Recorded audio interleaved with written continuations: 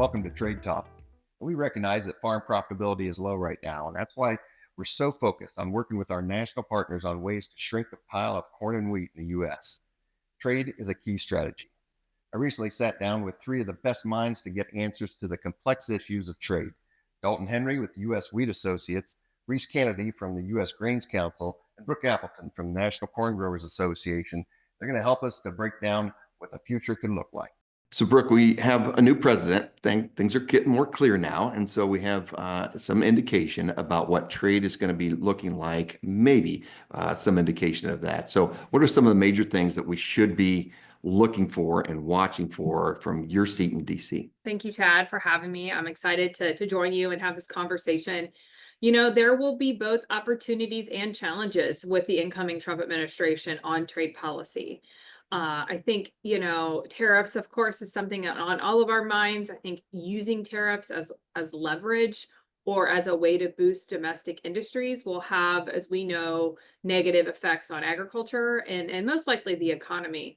However, opportunities will exist to pursue market access that will benefit corn growers. The Biden administration did not really value market access provisions or trade agreements, which has let other countries claim market share that would otherwise be captured by the U.S. We know that the Trump administration will be sensitive to the union voice, but we also know that trade deals present an attractive opportunity for businesses and for agriculture.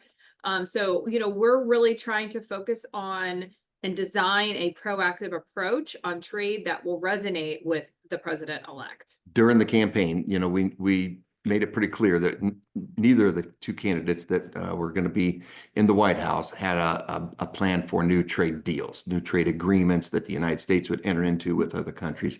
So it was kind of thinking that if we could at least have some interest in eliminating trade barriers, might be some of the things that we could do in order to benefit. So far, we've just sort of heard about as you mentioned, tariffs and those type of things to help strengthen the United States again. So what are the chances, I guess, of taking a look at some key trade barriers that maybe that we could entice the administration to help us eliminate? Just to back up a little bit, as you know, NCGA jointly released a trade study on the impact of tariffs with the American Soybean Association before the election. The timing of that for us was particularly important. The study was released before Election Day, results occurred, so it was relevant to both candidates' platforms and potential action.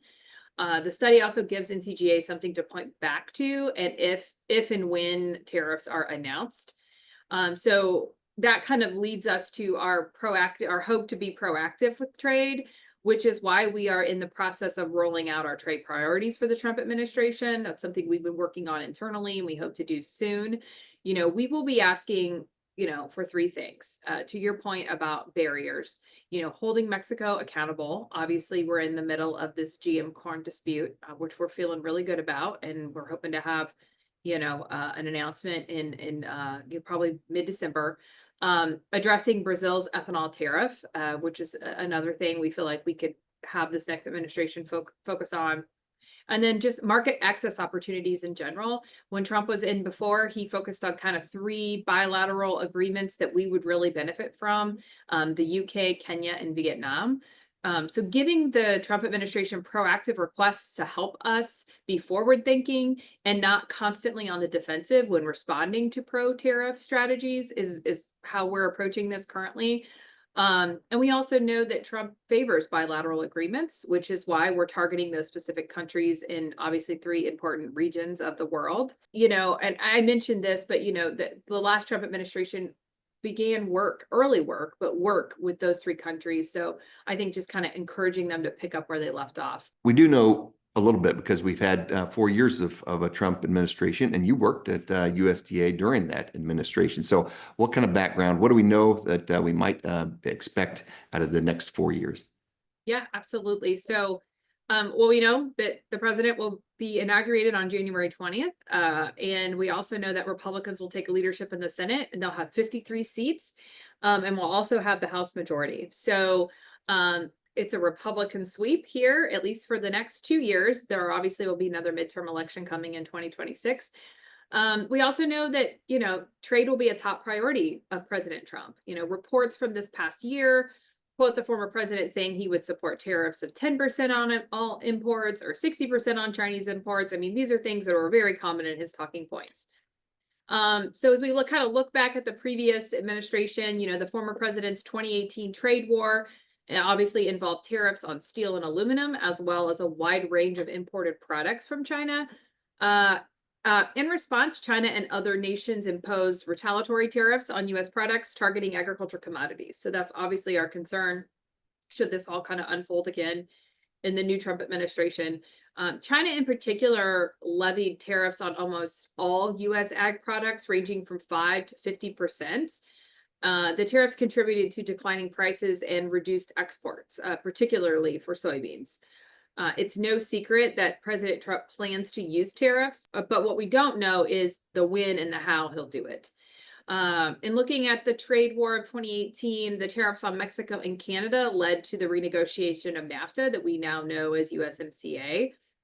Relatedly, President Trump progressed to early negotiations with China on the China Phase 1 deal, in which China committed to buying 80 billion of agriculture goods. So in the mind of the former president, he would argue that the tariffs brought those countries to the table, which led to trade deals. However, we have a bit of a different economic landscape right now that would really need to be in President Trump's calculus. First, as we all know, corn prices are low currently, or lower than they were in 2018 and 2017, and inputs are high. Tariffs will only compound this problem. Second, Brazil and Argentina are ready to swoop in and claim market share. They were not as big of a competitor back in 2018, but they are now. And I think third, we have no place to put corn or beans should markets like Mexico or China be shut off. So there is no market equivalent to the volume of those two. And there are not prospective trade agreements that unlock that size of new markets. So the landscape looks a little differently than it did, of course, as most things do from 2017, 2018. So that's just kind of some of the things that we're thinking through. There's exciting news in the world of wheat. Over the next few minutes, Dalton Henry will share what may be the secret to recent success and the impact biotech may have on wheat here in the U.S. So Dalton, recently at a U.S. wheat board meeting, we had lots of a good discussion. You're just coming off of this with some good information. Big story was wheat exports are up this year over last year. Any secret to our success this year? Absolutely. I think that is, anytime that we get the chance to report year-over-year increases in wheat exports, we like to take advantage of it, right? And I think probably one of the biggest things, when we're looking at a marketing year on that, right, being up at just about 18% year over year, one of the biggest things is just a return to somewhat normal production, particularly in the western half of the U.S. Hard red winter as a class, coming back to a decent sized crop there did make a really significant difference. It is typically our largest exported class on an annual basis. But I think that had the impact of just driving our prices to a more competitive point, especially compared to a lot of our competitors. It's not like we had major production challenges anywhere else in the world. Yes, some reductions in Russian crop this year, and maybe a little bit more price competitive there than what we have been. But for the most part, it's good to see us getting back in a little bigger volumes into several of those markets where we've maybe been a little bit more challenged at this time a year ago. You mentioned Russia, and so I just want to go back to that, to the beginning of the Ukrainian war. All logic would say they're not going to be able to export from there. They're at war, and that's, it's very bad. The whole thing was just a horrible thing to see going on, but it should have meant big opportunities for us. But, they didn't slow down. Russia didn't slow down on exports out of that area. It was just quite amazing to see. Russia in particular didn't slow down. And not only that, they increased the pace somewhat dramatically, partially aided by the fact that they had access to substantial wheat stocks that were previously in Ukraine and are now counting those regions of Ukraine that they control as Russian production. And so we actually saw Russia set 2 back-to-back records for global wheat exports coming out of there. And that is definitely not the scenario that a lot of us thought would happen. And certainly from a market standpoint, when we look at what the market reaction was post-invasion, it really suggested, just as you did, Dad, that we would see likely fewer stocks available. Didn't happen to be the case. I think wheat and other commodities from Russia continue to not be impacted by sanctions in any way. I think that many folks within the administration are concerned about about how that would look to food insecure countries. And so they've really avoided any talk or discussion of that. And frankly, that's put U.S. producers at a pretty substantial disadvantage. We just entered the biotech era with wheat. It's been in our corn and beans for a long, long time. But wheat has always been able to tell the rest of the world we don't have biotech. Well, company out of Argentina came out with an approved trait. It's approved in the United States. What do you think that's going to mean to our growers, our export customers? Which regions are going to be most impacted? Right, we're at a point that we've never been at in the past. Even with all the research and technology and previous attempts at bringing a GM wheat to market, we've never had one being grown commercially anywhere in the world. And that's now taken place. It's now currently occurring in two relatively significant wheat exporting countries, in Brazil and Argentina, where they're growing this HB4 drought tolerant wheat.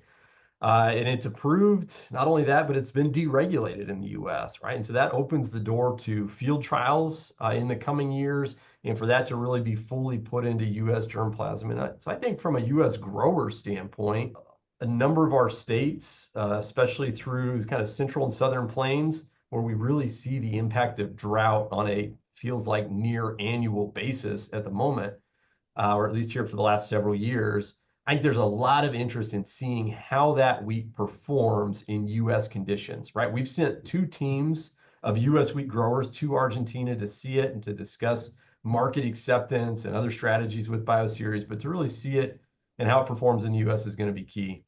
At the same time, I think that the reaction from most customers has been pretty muted.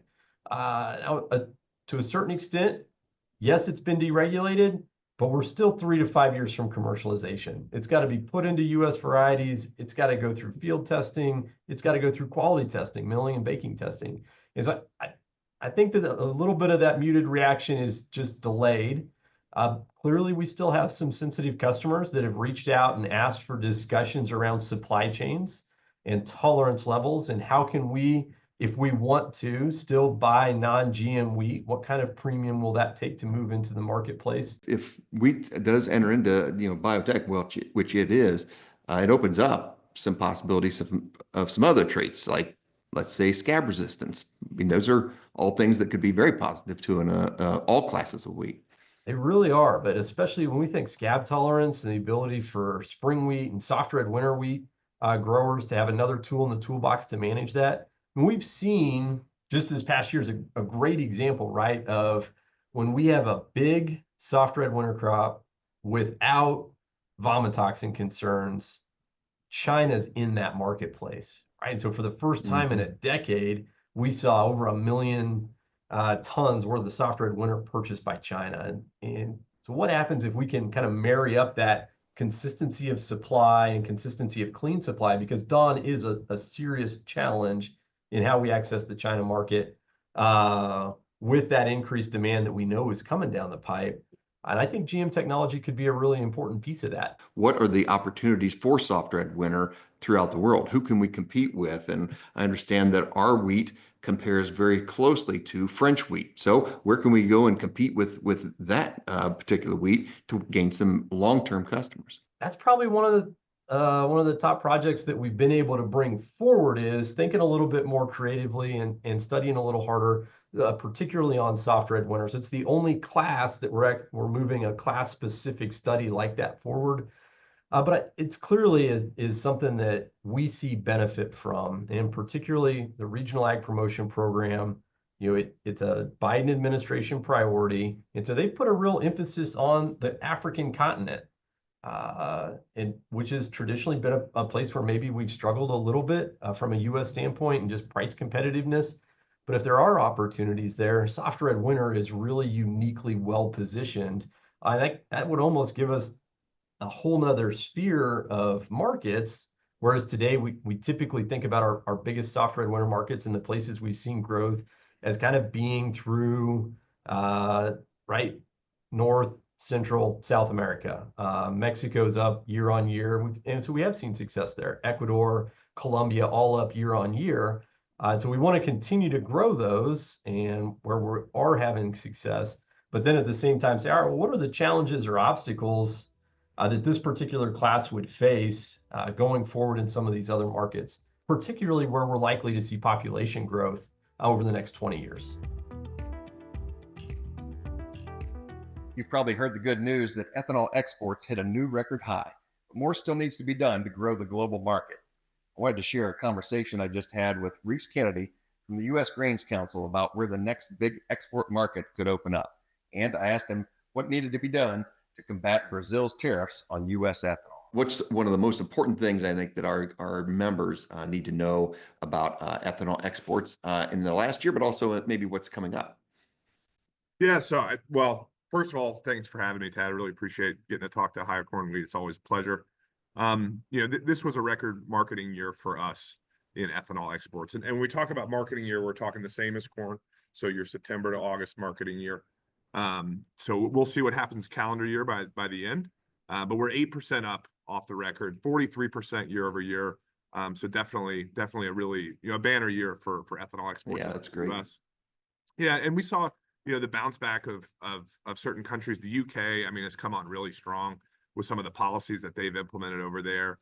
So when you look at their E10 policy that they introduced not terribly long ago, that has catapulted them into the #2 market for U.S. ethanol. So they're up 106% year over year, consistently setting records as we move forward.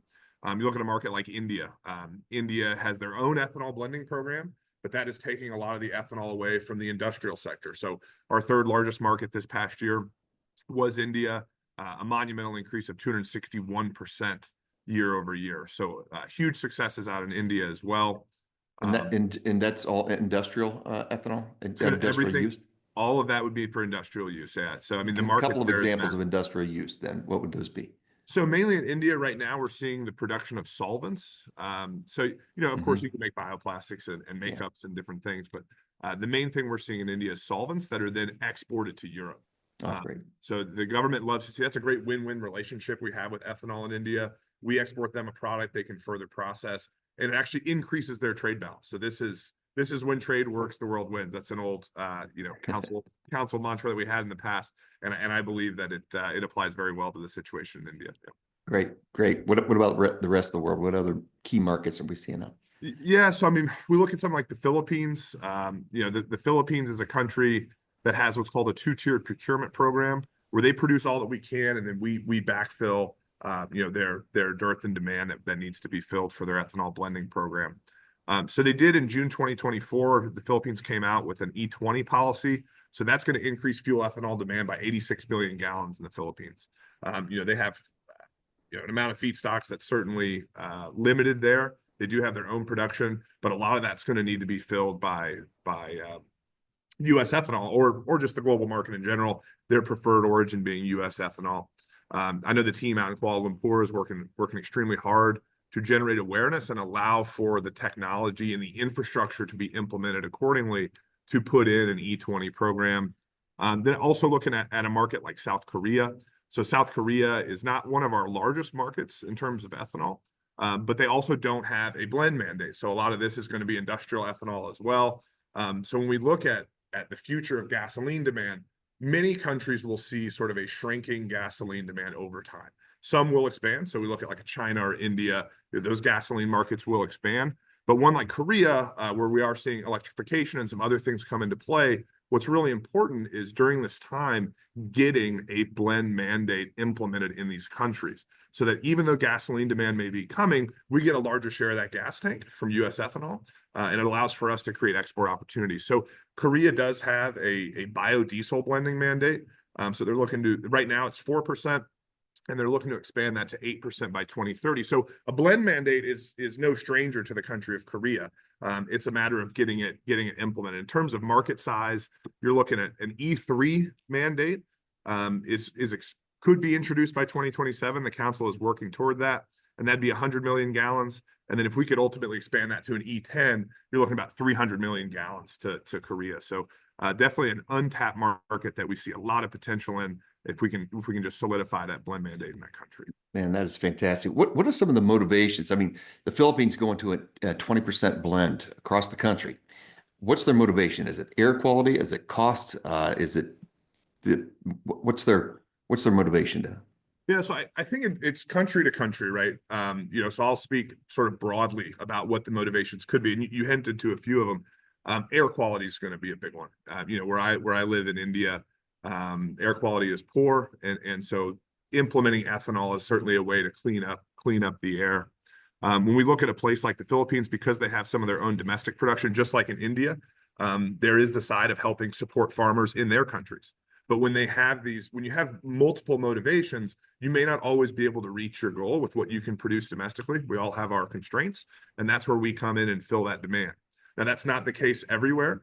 In some places, I think when you look at the UK and you look at Canada, for instance, I think a lot of it would be environmental centered. We're looking at using biofuels to clean up our airways. But at the same time, there are other countries that will have that price motivation. And I think the beauty of having a year where US ethanol is the most competitively priced ethanol in the world has been really beneficial to solidifying some of these blend mandates, right? If they say, well, it'll clean up our air. Oh, and by the way, it's really, really economical. That sort of entrenches ethanol into the gas tank. And once it's there, it's really hard to take it out. So we always look to try to find ways where we can get, ethanol implemented into some sort of a mandate because it's so hard to reverse. One of the secrets to success has been the RAP program, the Regional Ag Promotion Program, and a large influx of dollars coming into organizations like U.S. Cranes Council. The R standing for regional has really guided us towards regions like Africa. So talk about the importance of that program real quick. Yeah, so I mean, first of all, thanks to Ohio Corn and Wheat and all the checkoffs that supported us in getting these funds and providing the match for that, because it really is a shot in the arm for being able to turn over rocks. We had ATP, and these multi-year programs are so important for us to be able to have extended engagement. Especially with something like ethanol, you can't win overnight. These are long-term conversations that have to happen. And so when USDA gives us grants like RAP, which is a 5-year grant 5 times each year, so it'll last a total of about 10 years, where we can go and engage with governments and engage with stakeholders and basically control the narrative and kind of change the paradigm toward biofuels in countries where they haven't adopted them. It can be really beneficial, because if you are just sort of a fly-by-night, I'm in one year, I'm out the other year, it becomes really difficult to implement sound policy. And these RAP dollars are going to give us that opportunity, extended opportunity to push that in. So you mentioned Africa, South Asia gets dollars, the global South, let's say, got dollars in RAP 1, and in RAP 2, they opened it up to a few other countries. But really, a lot of this money is targeted to the global South. So when I look at India, where I am, for instance, we are going to be taking RAP dollars, applying it to sustainable aviation fuel, promoting alcohol to jet technology as the preferred technology for sustainable aviation fuel in India. It's very important. It's the 3rd largest aviation market in the world. We see this as key for U.S. ethanol exporters. Then we want to also in India look at cook stoves. So we've got cook stove projects in India that are piggybacking off of some of the cook stove projects that have happened in Kenya and Tanzania. And we also see massive potential for demand growth in that space as well. So RAP is allowing us to take some of those pet projects where we say, hey, if we get this one right, this is a huge win for ag producers in the United States. That gives us the opportunity to go explore those, because we have the funding, we have the longevity of the funding to ensure we can see that project out. One other thing we need to talk about, and that is Brazil with their ethanol trade tariff. So right now, help me get these numbers right. They have an 18% tariff on U.S. ethanol, and their ethanol comes this direction tariff-free. That's hardly free trade. So what's Grains Council working on with that? So we've, another thing that, like, a beauty of RAP funds for us has been that we can use these funds for legal fees to try to make requests and pursue what we view as unfair trade policy, whether it's issues in Colombia with the grain trade, or it's with Brazil in the ethanol trade. But yes, the Grains Council did request to remove the 18% tariff on ethanol imports to Brazil. And the Tariff Changes Committee of the Chamber of Foreign Trade at COMEX in Brazil did reject that proposal. And that happened about a month ago in October. So that did come through, certainly not the result that we were wanting, but it doesn't mean that we're going to stop. And I know USDA takes a very strong stance on this as well. I think there's a lot of frustration from their end on how Brazil has treated U.S. ethanol trade. And I know we're all eager to get back to trading with Brazil and to get back on good terms in the ethanol world. But right now, from USDA's standpoint, it's very much a hard line. They are waiting for Brazil to remove the tariffs before we can talk about a whole lot of other things. So this is top of the mind for USDA, top of the mind for U.S. Grains Council. One of the most important things that we're tackling globally because of the behemoth size that the Brazil market was for us many years ago. The timing couldn't be better either, because with the farm economy where it's at, and we recognize that, we're turning over every rock, and the funding that came from the RAP program has really allowed the U.S. Grains Council to think big and just to do some really things that we just didn't have the capacity to do before. So we're really lucky to have people like you and your fellow staff members on the U.S. Grains Council working for Ohio farmers every day. So thanks for the report. Yep. Thanks for having me.